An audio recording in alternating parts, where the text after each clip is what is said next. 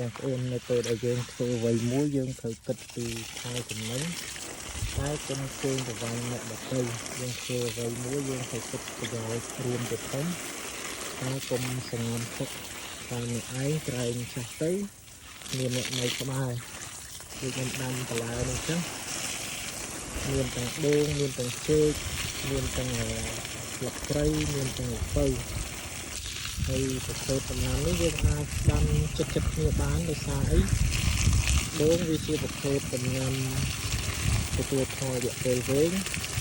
ចេកជាប្រភេទដំណាំទទួលផលរយៈពេលមួយជុំចំណែកល្ពៅស្លឹកគ្រៃហ្នឹងយើងអាចទទួលផលរយៈពេលខ្លីហើយនៅពេលដែលយើងស្រោចទឹកយើងស្រោចបានទាំងព្រមចំណេញដល់ដូងចំណេញដល់ដំណាំចេកចំណេញដល់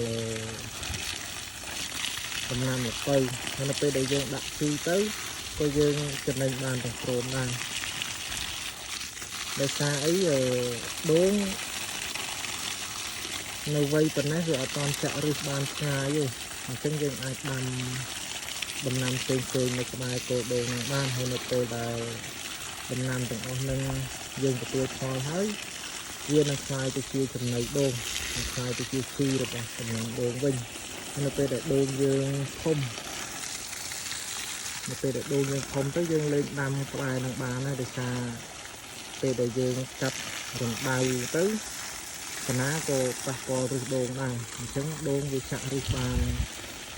ឆ្ងាយ